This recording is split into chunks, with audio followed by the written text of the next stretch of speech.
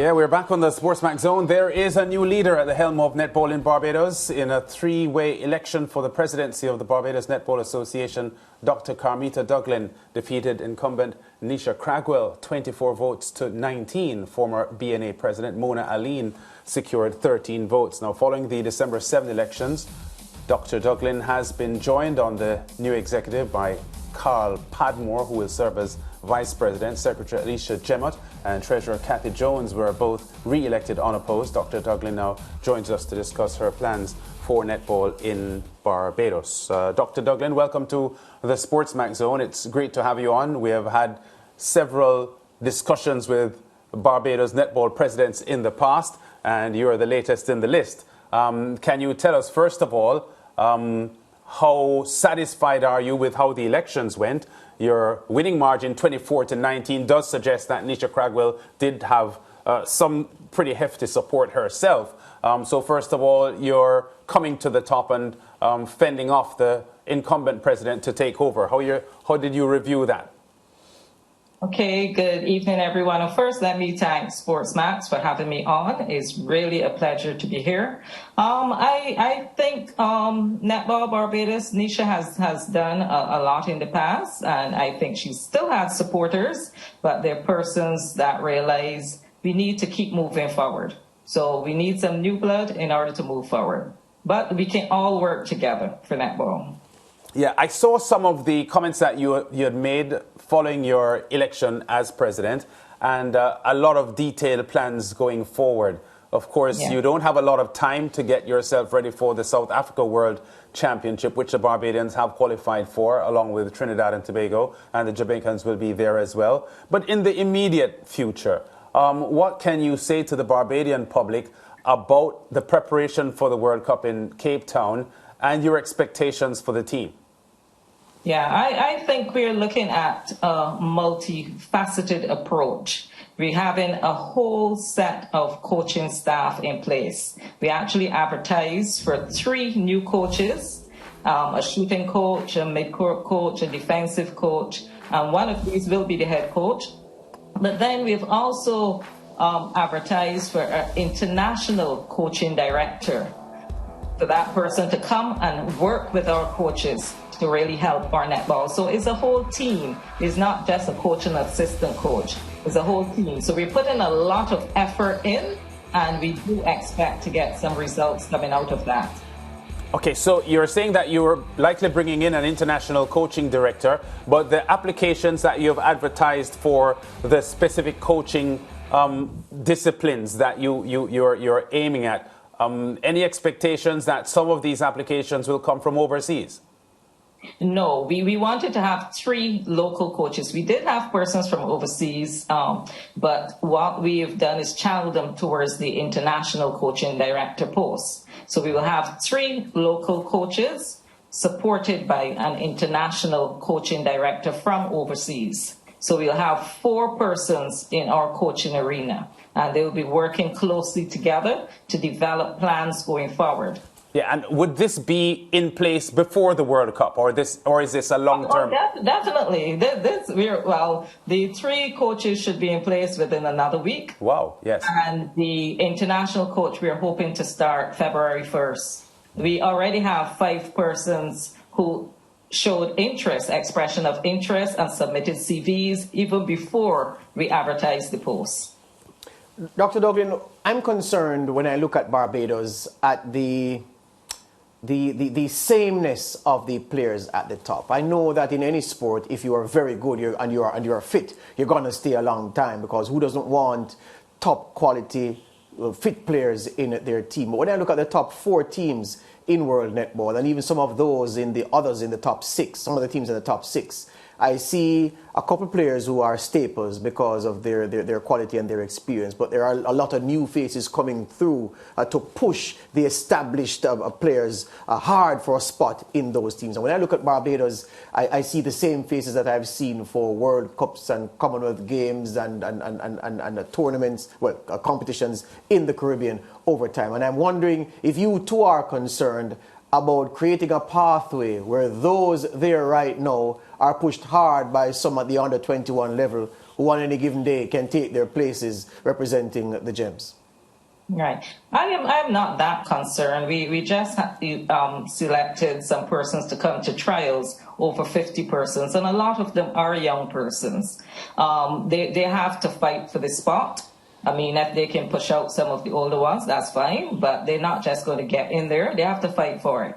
We do have a trump card too, which I'm not going to reveal right now, but we are working towards that. And really and truly, I think we have a wide catchment. It might not be as wide as Jamaica because we're a smaller country, yes, but we do have persons who are looking pretty good, and we want to work with them to allow them to develop those skills to get into the game. Yeah. So we are working towards that. Yeah, of course, scale is an issue, and your country is the size it is, and the population is the size it is. But even so, would you say that you are satisfied, or do you see room for significant improvement at the high school level in Barbados? The level of competition there, in some places, the level of competition at the secondary school is fierce, and you can already see potential national stars in those high school teams. Are you satisfied with what's happening at high school, or do you think it needs a shot in the arm?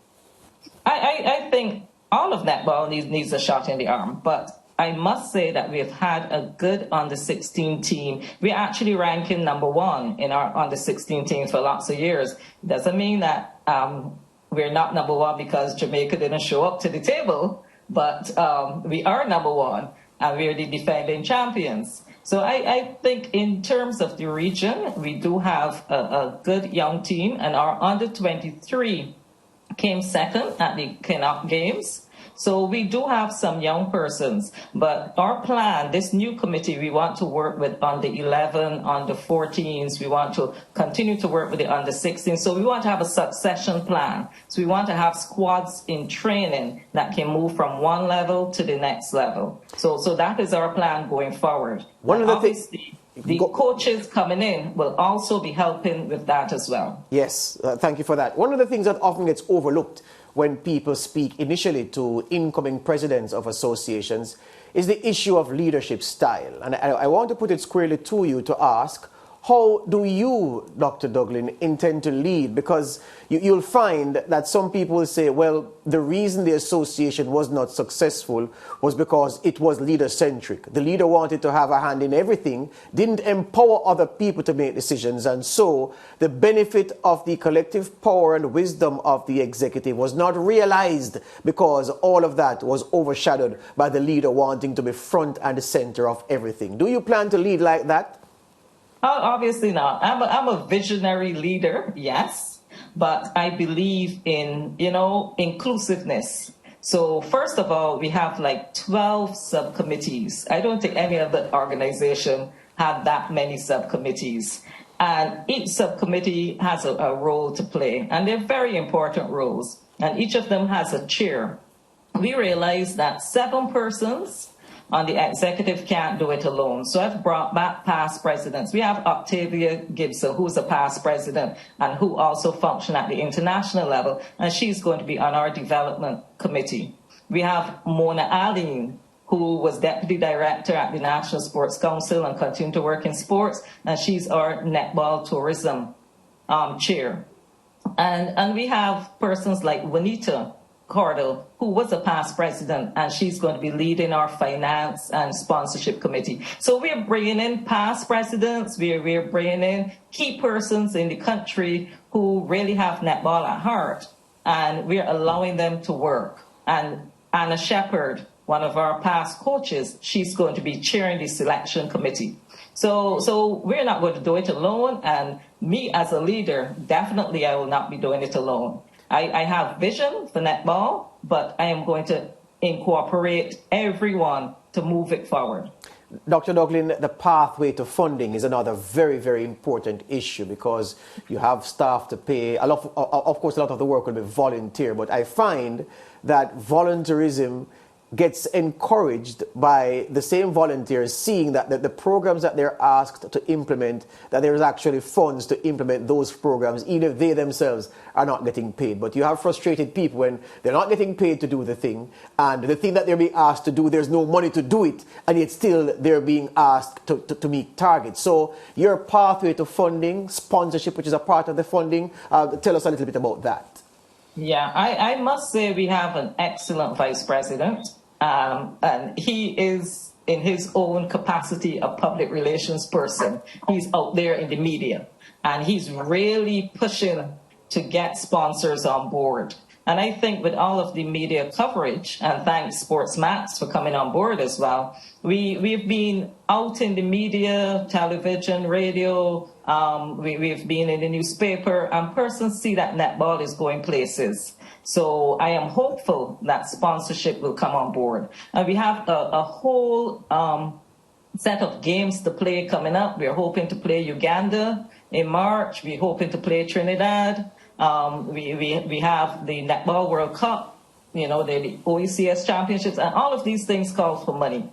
And it is extremely expensive. So we really want sponsors to come on board, and we are preparing to send out, whether it is correspondence, whether it is proposals. So we're working hard towards getting that sponsorship. But I must say that government is always supportive. So we have the Barbados Olympic Association and the National Sports Council, and we've already met with both entities. So we're hopeful that we will get some funding as well.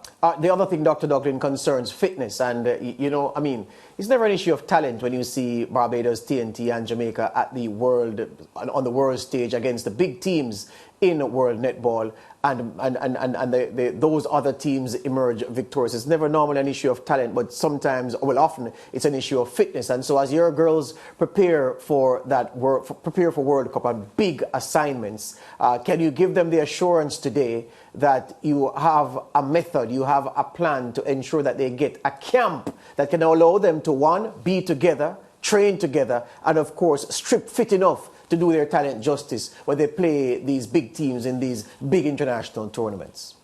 Yeah, well, we do have a plan. I can't say it's a camp, but we definitely have a plan to work on our fitness. And again, like the coaching team, we're going to have a training fitness team. We don't expect that one trainer will do it all. And we plan to have not only on the court training, but we expect that each individual will have their own training plan, that off court times they can still have their fitness going. So, and this is an issue, and we're hoping that all of the players realize that they have a role to play, they have a part to play.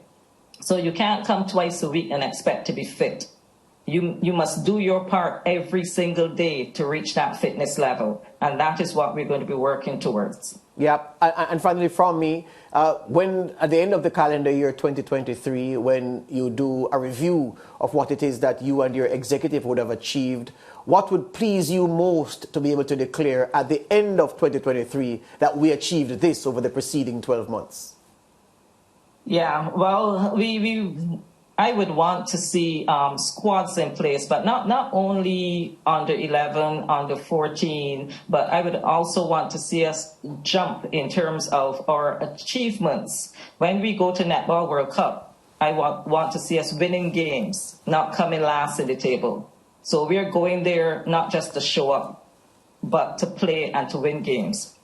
And then we also want to have well-rounded players. We want to see fitter players running on the court, you know, and this has a lot to do with it, because if you can keep up your game from start to the very last quarter, you stand a better chance of winning that game. So these are some of the things that we want to see, but we want to get exposure to improve our ranking. We are now ranked number 14. There was one time where we ranked number 6 in the world. So we need to get back up there. It might not happen in 1 year, but I am sure that we can move up at least 2 or 3 notches. Yes? Yeah. And last thing before you go, Dr. Douglin, the facilities at the netball stadium at Waterford.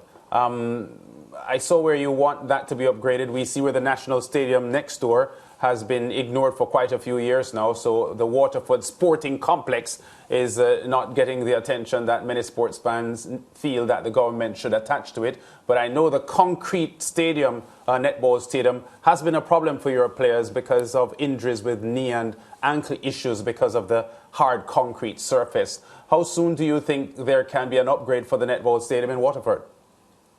Well, to be honest with you, I can't speak to that, but I would like it to be like tomorrow. But I have met with the National Sports Council. We've explained that this is critical. This should be number one on their platform. We don't even mind if it's going to be a multi-purpose complex. We're willing to share it with volleyball, share it with basketball. But the important thing is that we have to have a good surface that we can jump and land on. Yeah. Right now, we try to have a lot of the training sessions at the gymnasium, which is a wooden floor. Yes. But there are many times when the gymnasium is not available. Right now, we want to have a training session on the 14th and the 15th of January, which is crucial for us because we want to see some overseas players, and it is not available. Yeah.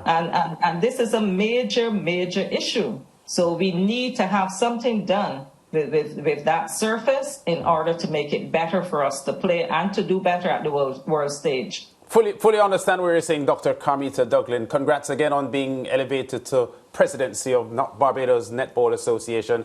And we will be in touch as we monitor all the 3 Caribbean teams as they get ready for Cape Town, South Africa. Thanks. Thank you very much for having me. Thanks. Yeah, Carmeta Douglin. Seems, George, as we go to the break, that she has mentally mapped out her path for success with this Barbados netball team, and we wish them success. Yeah, she didn't search for any answers. Yes. She knew what she's about. She knows what she's about, and that's apparent. Yes. And yeah, all the best. Yeah. Break time. Back with more on the zone after this.